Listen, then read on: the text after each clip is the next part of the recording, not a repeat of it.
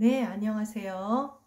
국어 자료 강독 5주 2차시 영상 강의 시작하겠습니다. 지난 1차시 수업에서 음운상의 특징 가운데 유성 마찰음 계열에 대해서 우리가 살펴보았는데요. 유성 마찰음 계열이 유성 치조 마찰음, 유성 양순 마찰음, 그리고 유성 후두 마찰음까지 있음을 확인해 봤습니다. 지난 시간까지 이제 그 어떤 자음 체계의 특성을 살펴봤는데, 이번도 일단 자음 체계의 특성 가운데 15세기의 두드러진 특징 가운데 하나인 어두자음군에 대해서 살펴보도록 하겠습니다. 이 특징형 역시 현대국어와는 굉장히 큰 차이를 보이는 굉장히 독특한 음운 현상이니까 한번 잘 살펴보도록 하겠습니다. 우리 교재 16쪽에서 그 어두자음군에 대한 이야기가, 거기 보면 이제 중간쯤에 네 번째 단락에 현대국어와는 달리 음절 첫머리에 두 개의 자음이 올 수 있었다, 이렇게 이야기가 되어 있죠. 두 개의 자음이 올 수 있었다라고 얘기되니까 어두라는 말은 단어의 첫머리라고 했죠. 단어의 첫머리 제1음절에 자음이 두 개 한꺼번에 올 수 있었다라는 이야기가 됩니다. 낯설 수도 있기 때문에 이제 한번 차근차근 살펴보도록 하죠. 어두자음군이라고 하는 것이 도대체 무엇이냐? 네, 다섯 번째 PPT 다섯 번째 이쪽 음운상의 특징 어두자음군에 대한 설명을 함께 보도록 하겠습니다. 어두자음군은 한자, 이게 어두 단어의 첫머리, 즉 제1음절이죠. 거기에 자음이 군, 무리로 이제 영어로 하면 클러스터예요. 뭉쳐서 올 수 있다, 함께 몰려서 올 수 있다. 우리가 알고 있는 자연스러운 음절 구조는 자음 모음 자음 모음이거든요. 자음 모음 자음 모음이고, 기본적으로 모음과 모음이 뭉쳐온다든가 자음과 자음이 뭉쳐온다든가 하는 것을 좀 부자연스럽게 이렇게 생각하는데, 모음과 모음보다는 자음과 자음은 훨씬 더 부자연스럽죠. 자음은 항상 모음과 함께 발음을 해야 되는 거잖아요. 근데 자음끼리 연속돼서 오면 인간의 조음기관이 발음하기가 굉장히 불편하기 때문입니다. 그럼에도 불구하고 뭔가 자음군이 존재했었다라는 것을 이제 우리가 확인하게 되는 거죠. 15세기에. 어두자음군은 단어의 첫머리에 오는 둘 또는 그 이상의 자음, 그러니까 둘일 수도 있고 둘보다 더 많이 올 수도, 근데 세 개 이상은 안 보이는 것 같아요. 네. 일컫는데 현대 국어에는, 이제 한국어에는 존재하지 않고요. 현대 국어에는 어중과 어말 자음군은 있어요. 어말 자음군은 여러분들이 알고 있는 겹받침으로 쓰는 것이죠. 겹받침은 문자론적인 용어고요. 네, 그쵸.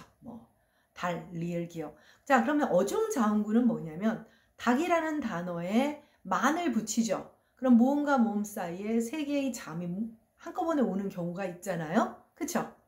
그게 이제 어중 자음군이 생기는 거예요. 근데 여러분들 달, 리을, 기역에 만을 붙이면 세 개 다 발음해요. 발음 못하고 하나를 탈락시키죠. 그것을 음운론에서 자음군 단순화라고 합니다. 한국어는 어중에서도, 현대 한국어는 어중에서도 두 개까지의 자음밖에 발음하지 못하는 거예요. 그만큼 자음이 뭉쳐서 나오는 것은 쉽게 발음할 수 없다는 것을 확인할 수 있겠죠. 반면에 영어의 경우에는 어두의 자음군이 현대 영어에서도 많이 확인할 수 있습니다. 클래스, 프라임, 스프링, 스트리트 같은. 근데 이제 이런 단어들이 이제 자음군이, 그렇죠. 자음이 뭉쳐오죠. 클래스는 두 단어, 예를 들면 스트리트 같은 경우는 세 개의 자음까지 이제 뭉쳐오는데, 우리는 이걸 어떻게 발음하느냐 하면은 사실 을을 집어넣고 발음을 하게 되죠. 왜냐하면 현대 한국어 화자들은 자음군을 발음할 줄 모르거든요. 그래서 다른 언어를 알고 발음한다고 하는 것이 참 쉽지 않다는 것을 확인할 수 있을 겁니다. 네, 자연스러운 음절 구조란 발화와 직결되는 것인데, 자음의 연속은 조음의 속성상 결코 자연스러운 음절 구조가 될 수 없다고 방금 이야기했죠. 그래서 영어의 경우도 최대 3개의 자음이 연속해서 올 수는 있지만, 모든 자음군이 막 연결될 수 있는 건 내 마음대로 예를 들면 T가 오고 G가 오고 이렇게 되는 건 아니에요. 지금 보면 나름대로 규칙성이 있답니다. 그래서 클래스나 프라임의 경우에는 두 개의 자음이 자음군으로 등장하는 것이고요. 스프링이나 스트리트는 3중 자음군이라고 할 수 있는 것이죠.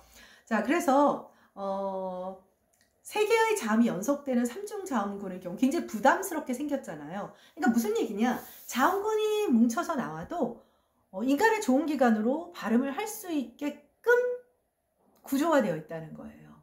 그래서 첫 자음은 마찰음이어예요. 그리고 두 번째 자음은 폐쇄음, 마지막 자음은 유음이어예요. 지금 클래스나 프라임 같은 경우 봐도 앞에서 S만 없고 마찰음 S만 없고 다 PTK 폐쇄음에 유음이 연결된 거죠.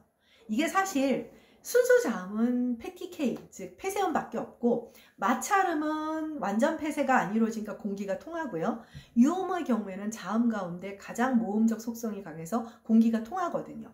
그러니까 알게 모르게 조음이 가능하게끔 만들어 놓은 거예요. 그래서 기류의 흐름을 만들어 자음군을 발음하게끔 만들어 놓은 거죠. 현대 한국어는 그럼에도 불구하고 자음군이 어두에는 없습니다. 거듭 말하지만 어두에는 없어요. 나 어중에도 등장할 수 있고 어말에도 있습니다. 어말에 등장하는 아이들은 겹받침으로 표기를 하게 되는 것이죠. 그러니까 겹받침은 문자론의 표기의 용어인 것이고요. 네, 다음 페이지로 가도록 하겠습니다. 3쪽입니다. 자, 그런데 이 어두 자음군, 우리 지금 계속 알타이어라는 얘기를 굉장히 많이 하고 아마 여러분들도 다 알고 있을 겁니다.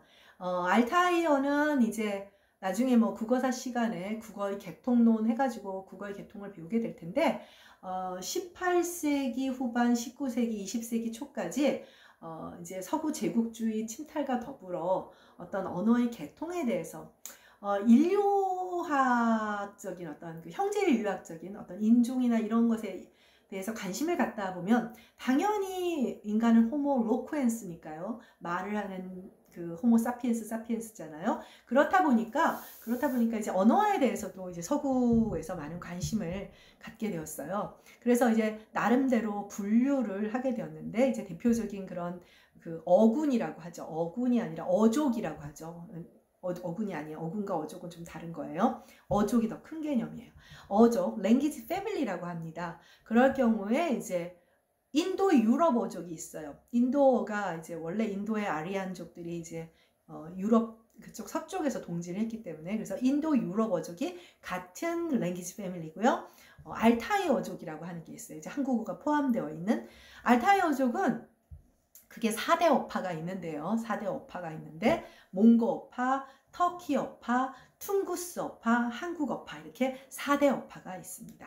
4대 어파가 있어서 근데 이제 그 퉁구스어라 그러니까 되게 낯설죠. 지금은 다 사라졌는데 뭐 만주어, 여진어, 거란어 뭐 이런 것들이 우리가 흔히 북쪽 오랑캐라고 불렀던 어쨌든 지금 그 얘기까지 하기는 어렵고 그럼 어떤 언어들이 하나의 그 어족으로 묶이려면 인도 유럽 어족 하면 그들이 나름대로 공통된 특징이 있을 거 아니에요. 말하자면 어족은 말씀 어자의 시족자예요.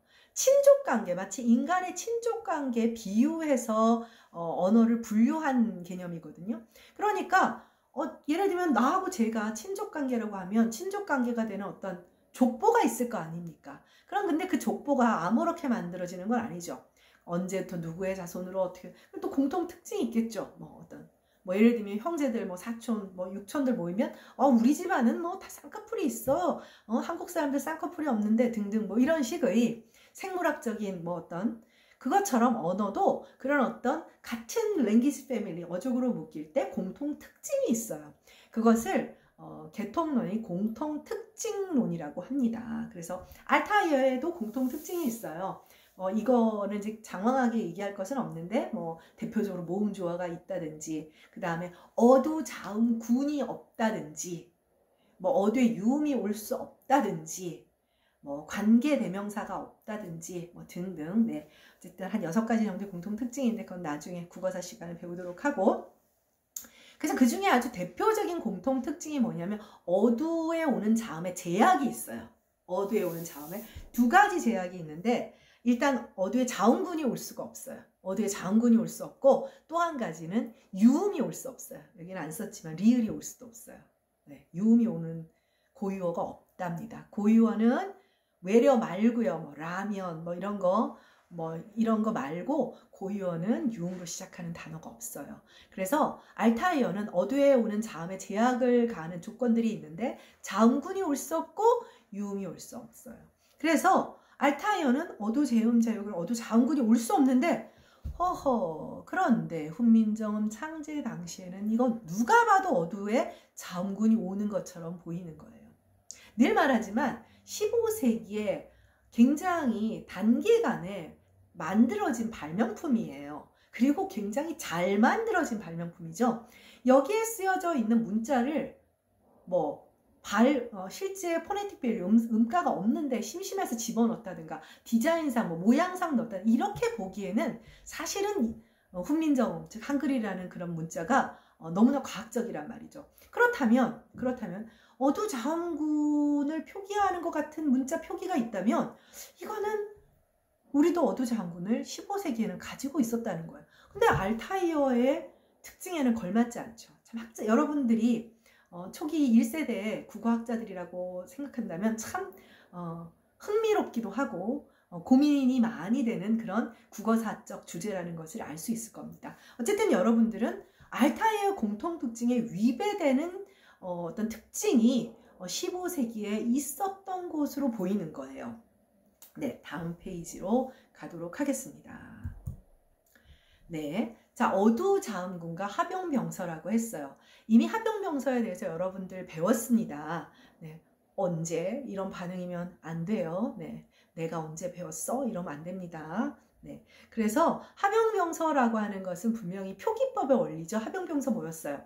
자음 초성자들, 자음을 나타내는 초성자들을 가로로 나란히 합쳐서 쓰는 그런 것을 병서라하고 그 초성자가 서로 다른 것을 나란히 쓰면 합용병서, 똑같은 초성자를 나란히 쓰면 각자병서라고 했죠. 각자병서들이 여러분이 알고 있는 오늘날 현대국어에서 경음표기로 사용하는 쌍기역, 쌍디귿 이런 아이들이었던 거 기억하죠? 네.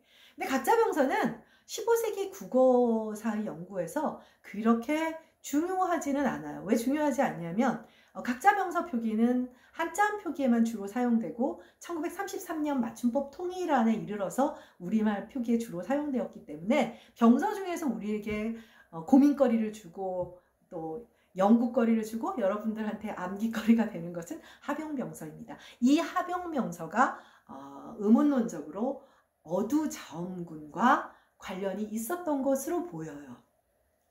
네, 여러분들 합용병서에 몇 가지 종류가 있었죠? 세 가지 종류가 있었죠? 시옷계 합용병서, 비읍계 합용병서, 비읍 시옷계 합용병서 세 가지가 있었습니다.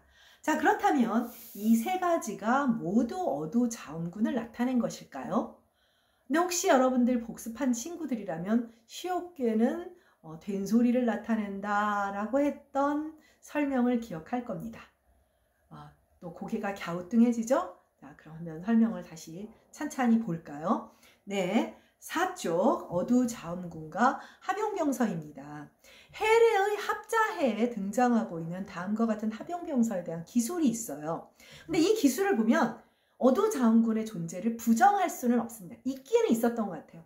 근데 알타이어는 없었는데 이거 어떻게 설명해? 네, 조금만 기다려주세요. 그래서 합용병서의 음가가 되게 중요해지는 거죠. 정말 어두자음군이라면 어떻게 발음한 거야? 우리로서는 알 수가 없잖아요. 현대국어 화자들은 그 발음을 할 줄 모르니까 도대체 어떻게 세종은 발음했을까? 그 당시 사람들은 이 문자를 어떻게 도금했을까 하는 궁금증이, 즉 음가가 무엇이었는가에 대해서 큰 궁금증이 생기게 되는 거죠. 자, 그래서 해례 합자에서는 초성이 2자 3자, 네, 한자 시험 아니기 때문에 그냥 같이 보면 되는 거예요. 초성 2자 3자, 합용병서, 합용하면 병서가 되고 언어가 우리말이라고 했죠. 거칠 언자 써서 우리말에서 시옷, 나는 그냥 따로 읽을게요. 왜냐하면 이 합용병서 표기들의 대부분이 후대에는 경음으로 바뀌거든요. 그래서 이걸 그냥 따로 읽는데 후대 16세기 이후에 다 경음으로 바뀌어요. 16세기 이후에 다 경음으로 바뀌어요. 그것도 신기하죠? 뭔가 궁금해지죠? 어쨌든 그래서 어떻게 읽을 수가 없으니까 시옷디귿 땅이라는 뜻은 따, 그 다음 짝, 그 다음 끔 이렇게 돼요. 이런 이제 그래서 시옷계, 비읍계, 비읍시옷계를 골고루 다 이렇게 합자해서 합용병서가 시옷이 첫 글자인 시옷계, 비읍이 첫 글자인 비읍계, 그 다음에 비읍시옷이 비읍시옷 기읍, 이거는 비읍시옷 기읍과 비읍시옷 디귿밖에 없잖아요. 자, 이렇게 소개를 아예 합자해서 하고 있습니다. 네, 이게 합용병서인데 이 합용병서는 어두잠근을 나타냈을까요? 안 나타냈을까요? 여러분들 답은 이미 나와 있지만 한번 확인을 해보도록 하죠. 네, 5쪽으로 가도록 하겠습니다. 네, 그래서 이제 훈민정음이 음소문자이고 표음주의 표기를 지향하고 있다니까 이제 우리가 지난 시간에 지난 차시에서 그 유성우두 마찰음 얘기할 때 R5, R1을 얘기했잖아요. 음소적 표기, 소리 나는 대로 표기. 그러면 이게 연음이 되어야 되는데 연철이 되는데 안 된다. 이거 왜 안 되지? R의 유음, 리을을 이 리을 표기를 연철하지 못하게 하는 것은 자음일 수밖에 없는데 그렇기 때문에 이응은 적극적 기능, 자음의 기능을 하는 유성우두 마찰 그런 교란을 도달했잖아요. 왜? 표기의 원리가 음소적 표기 원리라는 거예요. 우리가 그때 표기의 원리에서 형태음소적 원리와 음소적 원리를 배웠었는데요. 형태음소적 원리는 현대국어의 표기법 원리고 음소적 원리는 15세기의 세종당시 표기법 원리라고 했던 거 기억나지요? 형태음소적 원리는 형태소를 고정하는 표기예요. 음소적 표기 원리는 좀 더 발음 나는 대로 쓰기 때문에 음절에도 충실하다고 했죠. 그러면 소리 나는 대로라는 얘기인데 이러한 표기 원리를 갖고 있는 이 상황에서 이들 합용병서는 기본적으로 어떻게 바라봐야 되나요? 소리가 났겠지라고 보는 것이 사실은 가장 정직한 입장입니다. 가장 정직한 입장이에요. 그 다음에 또 한 가지는 자 방금 알타이어에서 알타이어의 공통특징에서 한국어는 알타이어 공통특징 6가지를 모두 공유해요. 알타이어라는 것에 대해서는 부정하기보다는 긍정할 그 요소들이 훨씬 많거든요. 그런데 알타이어라며 그런데 어두자음군을 모르는 게 알타이어의 중요한 속성인데 우린 15세기에 있다고 지금 표기에 나오는 거예요. 이걸 어떻게 설명할 거냐. 그런데다가 16세기 이후에는 근대국어로 딱 넘어가는 그 시기에는 이들 표기들이 시옷계건, 비읍계건, 비읍시옷계건 모조리 경음으로 바뀌어요. 그래서 오늘날의 대부분의 경음들이 이들 병서와 관련이 있어요. 이것도 이상하죠. 요상스럽죠. 자, 이러한 궁금증을 한번 풀어보도록 합시다. 네, 자, 그래서 죄송합니다. 5쪽에 훈민정음이 음소문자로서 표음주의 표기를 지향하고 그걸 근거로 해보면 이들 합용병서는 각각의 초성자들이 모두 발음되어 제 음가대로 실현되는 어두자음군이어야 하는 것이 논리적으로 타당해요. 그런데 그렇게 단순히 결론을 내릴 수 없는 여러 가지 문제들이 있어요. 그래서 이 합용병서의 음가에 대해서는 크게 3가지 가설이 있습니다. 3가지 가설이 있고 학교문법이나 이제 여러분들한테 이제 정설로 인정받고 있는 것은 3번이에요. 근데 지금 선생님이 뭐라 그랬냐면 정답이라고 하지 않고 정설이라고 했어요. 사실 모든 그 역사적 연구는 우리가 모든 것을 문헌만을 통해서 봐야 되니까 다 100% 확인을 할 수는 없지만 특히 이제 어두자음군에 대한 얘기는 아직은 정설이지 이게 정답이라고 할 수 없는 어떤 반박할 만한 여지는 아직까지 꽤 많이 있습니다. 그러나 학교 문법이나 일반 이제 이제 대학에서의 개론 수업에서는 3번째 지금 파란 글씨로 선생님이 소개해 놓은 그 입장. 그래서 선생님이 이미 앞쪽에서 합용병서를 설명할 때 시옷계는 경음을 그래서 이 시옷이 그 20세기까지 된 시옷으로 불리게 됩니다. 그리고 비읍계와 비읍시옷계만 비읍이 앞에 나오는 비읍계 이제 그다음 비읍시옷계는 어두자음군을 나타낸 것으로 이렇게 보고 있다. 이게 정답입니다. 그럼 나머지 2개의 가설은 뭐냐? 첫 번째 가설은 모두 자음군으로 본다. 아주 나이브한 입장이죠. 표음주의고 소리 나는 대로 문자를 표기했으니까 다 뭐 스그다, 브그다, 부스그다 이렇게 읽어야 된다. 우리가 지금 현대국어에서 발음하지 못한다고 해서 그때도 그랬을 거라고 생각하는 것은 현대적인 편견이다. 그렇게 보는 입장입니다. 그러니까 표음주의의 표기 원리를 굉장히 존중해주는 입장이라고 할 수 있죠. 두 번째 입장은 뭐냐면 모두 경험이다. 모두 경음이다. 모두 경음이라는 뭐냐면 국어에 방금도 말했다시피 국어의 계통적 특성과 일치하지 않고 16세기 이후 모두 경음으로 변화했으니까 세종이 이거는 어떤 문자의 테스팅을 한 건데 좀 실수한 거 아니냐 이런 입장에서 보는 겁니다. 여러분이 보기에 어떤 것 같아요? 사실은 이게 1번, 2번, 뭐 3번 다 조금씩 문제가 있기는 합니다. 근데 그 중에 3번이 가장 논리적으로 합리적에서 좀 더 추가 설명을 해보면 이제 뒷페이지에서 논리적으로 좀 더 합리적이어서 인정받는 것 뿐이고, 자, 모두 자음군으로 볼 경우 가장 큰 문제는 뭐냐면, 가장 큰 문제는 자, 그런 경우에는 모두 자음군으로 보면 시옷개도 자음군이라는 거잖아요. 시옷개도 자음군이라는 거죠. 자, 그러면 우리 훈민정음의 초성체계 초성 17자 기억나요? 초성 17자 기억나죠? 거기에는 전청, 차청, 불청불탁 이렇게 있어요. 근데 경음표기 있었어요? 없었어요? 한국어 경음, 한국어 된소리를 위한 표기, 문자 없죠. 쌍기역, 쌍디귿은 아니잖아. 동국정음식 한자음 표기를 위해서 주로 원래 선택된 거잖아. 그러면 모두 자음군으로 보면 시옷개도 자음군으로 본다는 얘기인데, 그럼 15세기에는 경음을 표기할 수단이 없고, 경음을 표기할 수단이 없다는 것은 15세기에도 아예 경음이 없었다? 이렇게 보아야 되는데, 그렇게 보기에는 전기 중세국어부터 경음의 등장이 보입니다. 네, 국어사 시간에 좀 더 자세히 어렵게 배워봅시다. 선생님들 이제 강의를 좀 진행하니까 좀 뻔뻔해지기 시작하는 것 같아요. 혼자서 정말. 자, 북치고 장구치고 다 합니다. 두 번째, 모조리 경음으로 본다. 이건 여러분들이 쉽게 생각할 수 있어요. 세종이? 그렇게 똑똑한 사람이? 물론 우리가 초성책에서 가획의 원리의 예외라든지 모음자와 자음자의 제자 원리를 따로 두었다든지 여러 가지 구멍들은 보여요. 구멍들은 보이는데 구태여 이렇게 할 이유는 없고, 굉장히 재밌는 게 만약에 실제 음가와 전혀 관련이 없다면 사실 거의 한 그 16세기까지 이 표기가 근대로 넘어가야 17세기로 넘어가야 다 사라지고 아주 규칙적이에요. 시옷개로 쓰는 단어들은 시옷개로만, 비읍개로 쓰는 단어들은 비읍개로만, 비읍시옷개로 쓰는 단어들은 비읍시옷개로만, 표기의 혼란이 전혀 없어요. 안 헷갈린다는 얘기예요. 여러분들이 이제 나중에 근대 국어 가보면 예를 들면 성조 같은 경우도 처음에는 방점이 아주 규칙적이고 일목요연하다가 성조가 사라지는 시기부터 그냥 지 마음대로 찍어요. 이건 무슨 얘기냐? 왜 성조가 사라지면서 표기가 혼란을 실제 발음을 반영하지 않으니까 그렇게 되는 거예요. 현대 국어에 와서 생각해 볼까요? 여러분 어이아이 헷갈려요? 안 헷갈려요?